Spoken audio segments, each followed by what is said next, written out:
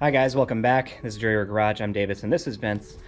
This is Vince's 408 cubic inch stroker Trans Am. If you guys don't remember, we did this a year ago or two. I don't even know. It's been a while, maybe.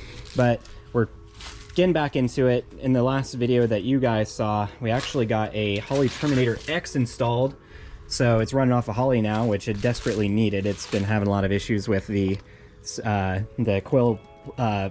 coil fuse going out and blowing out the driver's side injectors. Yeah, fun electrical gremlins. Not to mention tuning the stock PCM's kind of a pain. Yeah, because we're doing it for the first time by ourselves, and it's a lot to learn.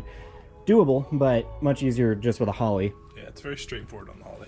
So today what we're planning on doing is a couple of things that it's been waiting on. Obviously the harness is like strewn over. We're going to reroute the harness into the cab, so it's going to be in the glove box area. We have a new IEC sensor because it's reportedly stuck at like 40 and it might be causing some problems. We're also going to be either replacing the coils with his stock LS1s, because right now they're mismatched. He has LS1 and then truck coils, and the truck coils on that side, the distance is longer, so it's actually stretching out the coil plugs. Yep. Plug wires. So we got that, and then like I set it back the catch can, he had to unplug it for routing something. And what else we were gonna do on it? Maybe wiring the fan inputs and outputs to the Holley. Yeah, that's right. Might also do the ABS block. Yeah, because like right now, it's not the fans aren't hooked up to the Holley, so he was driving and he's like, it's getting a little hot, and he realized that it's not hooked up. But if you turn on the AC, it actually forces the fans on, so he was able to save it that way. But yeah, he also has the ABS block to replace, because ever since he bought this thing, it's never had ABS or traction control. No, it had it for about the first 4 months. Oh, really? Yeah, I was driving to work one day and the brakes suddenly felt weird. And yeah, it never stopped doing that. So, well, actually, it was intermittent for a while, and now it's just permanent. Yeah, so that'd be nice to fix up. And we're also just going to be doing some other diagnosing on it. We're going to be swapping the plugs, because those might have been fouled up by the fuel when it was in the initial tuning stage, like, you know, getting flooded. Very rich. Yep. And then just a couple of things, like as you can see, there's actually no clamp on it. It's not like that's a problem, but you know, it's not even running off the MAF, so yeah, if any air is coming in, it's not that big of a problem. But we want to fix that. You don't even need the MAF, right? You don't even plug it in. Nope. I wonder if we can actually get something to like replace it, like just a pipe or something, because I have a bunch of scrap pipe over there. Maybe we can make something. Yeah, if anything, it'd smooth out the airflow a bit. Yep. So a couple plans here today. We might drive Project F later to go take some photos, but overall, yeah, we're gonna be working on this. If you're new to the channel, this is Vince's 408 cubic inch stroker. Holley has a built 4L60E and then a Ford 9-inch in the rear. Bilstein shocks all around, and yeah, finally getting it running good, hopefully. So yeah, it's on the cusp of being like reliable. Yeah, if you have any questions about the build or how to do anything, you can leave us a comment. I'll try and answer. Yep. So guys, we're gonna go ahead and get to work. Replace the IEC sensor. Vince's gonna start working on taking out the computer, and then start routing all that, see if we can get that. There's one random issue where it is like backfiring, so that's partly why we're throwing the kitchen table at it. Yeah. So we're gonna go and get started.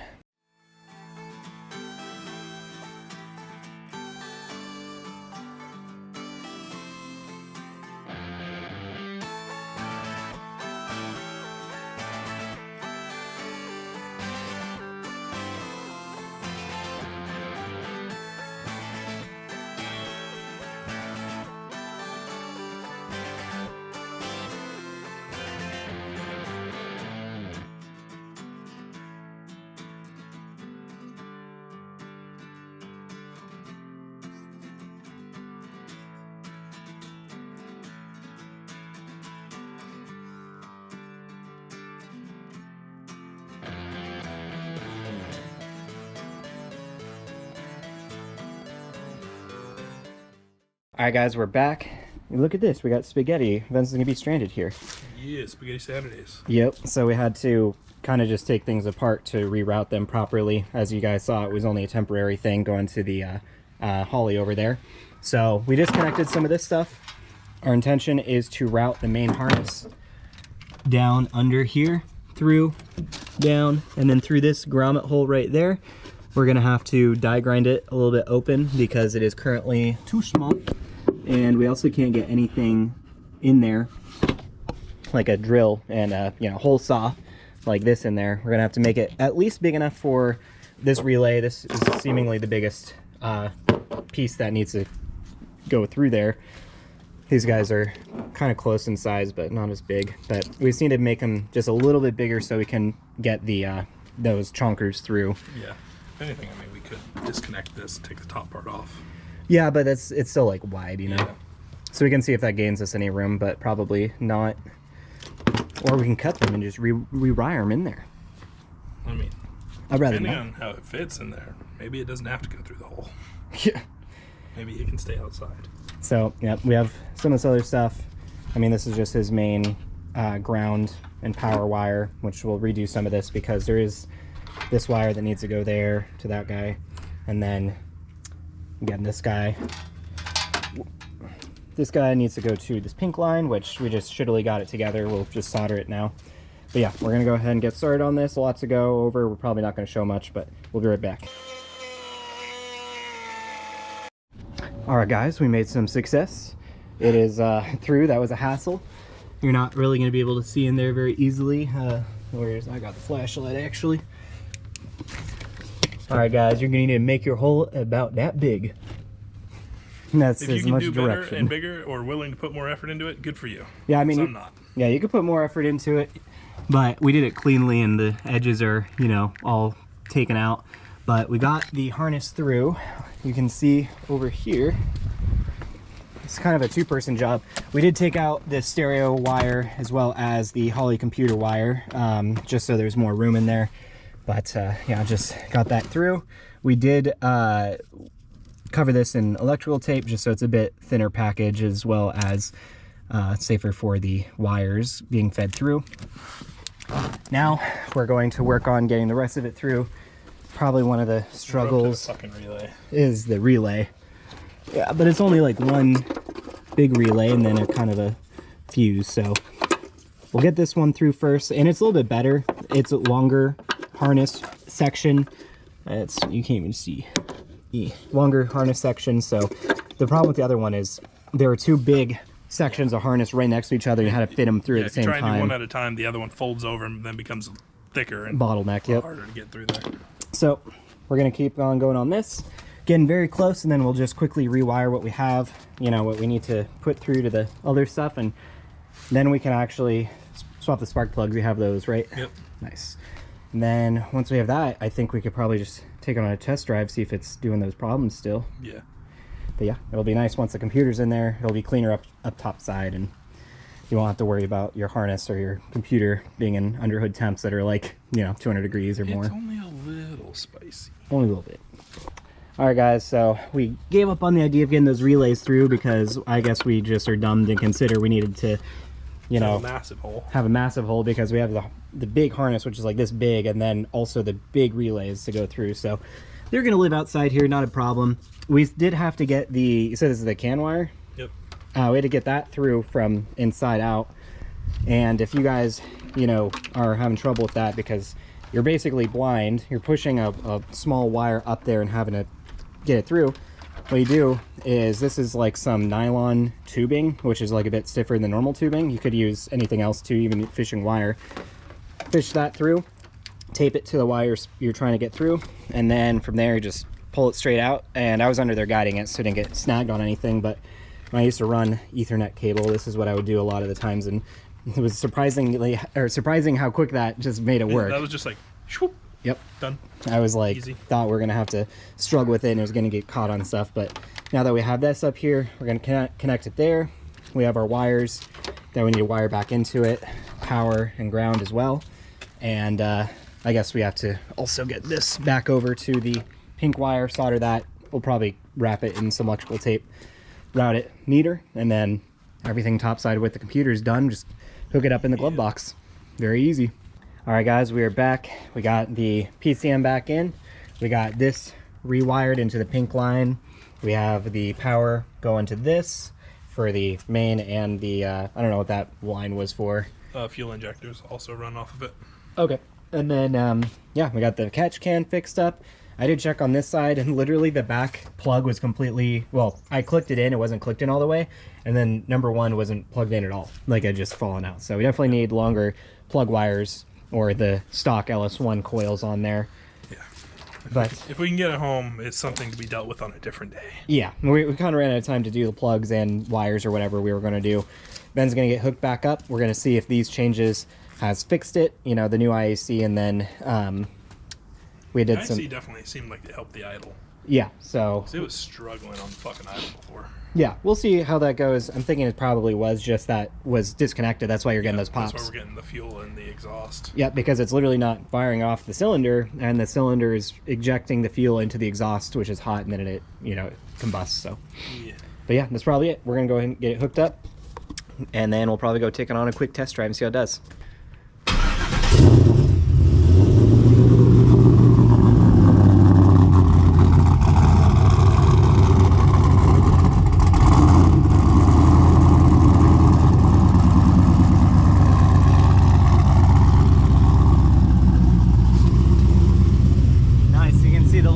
Under the dash there by yourself. Yeah, I can check my fucking diagnostics just by looking over. That's awesome.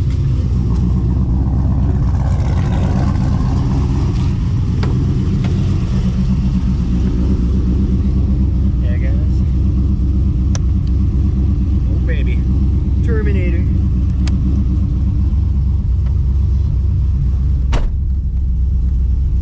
Oh, I'm fucking stupid. What? Stupid, that's what. What happened? I didn't even put the new tune on there. Oh, you know, that might be kind of important, you know? Like I said, fucking stupid. Yeah, guys, we had a whole fiasco with the SD card adapter and everything. Got to swap laptops and do all this stuff. All sorts of dumb shit. And he didn't put the tune on. You know, as you do. But that's fine. Yeah, there you go. Nice. So that just took the learning from the previous drive and whatnot? Yeah. Cool. Nice. Well, guys, we're going to go ahead and let the car warm up, and I think I'm going to find a metal plate that we can put on the back of the computer so it can actually sit on here. I bought them, but I can't find them, but I'm going to go look for them. That way we'll have the computer up, it'll be hands-free, and, you know, drive around, see if it does any of that popping. I guess we'll figure out here soon. Yeah, if it takes a while for it to happen, because I had the car running for probably a good 10-15 minutes before I started doing it. Yeah. I'll also go grab the heat gun so we can check each runner to see if they're all firing, because one of the cylinders is completely disconnected. The other one, I had to pop in the spark plug wire a little bit more, so who knows if it was running on 6 or 7 or what. So, yeah, so I'm going to go grab those two things and we'll be back. Alright guys, we're driving in the Trans Am. It got a little bit dark out because we actually took a little trip to the parts store. We found out that the plugs on the driver's side, a lot of them were like not plugged in all the way, and we still had the popping issue where it was backfiring. So we're just like, screw it, let's just go get some new coils. So we went out to go buy some, did that, found that one of the plug wires was actually burnt on the passenger side as well. So ended up just swapping those. So hopefully we're running on all the cylinders now. We did temp gun them, they looked okay. So driving now with the Holley. You can just take this off because it's got that magnetic back on it now. You can see our display, but yeah, how's it feeling so far? Probably no different. Not too bad. It's acting a lot better. Oh, there it is. Did that when I was driving it earlier. Odd surging, and yeah, the IAC is also not adjusting at all. Yeah, I don't know what's up with that. I don't know what to do about that, but yeah, see how it's just like acting real shitty during the idle. Yeah. There's maybe some idle tuning that needs to happen. I don't know. Yeah, you shouldn't do that.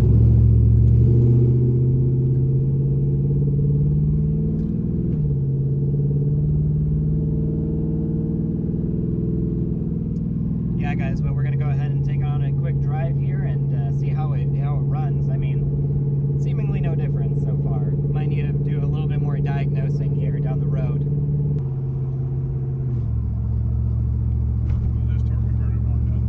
Yeah, that was one thing that he was noticing, is there was no lockup on the way here, but he was telling me if there's misfires on the system and it recognizes it, it's not going to let you actually lock your converter. So that kind of solved that mystery. But yeah, I felt that too. Yeah, I'm not even really gonna get on it because that's not what we're after. I just want to cruise around and see what it does. I mean, so far no backfiring, but it has surged definitely, and we're not seeing the IAC move at all. Like, it's stuck at 40. I mean, it started when we started the car, like it moved, but not now, I guess.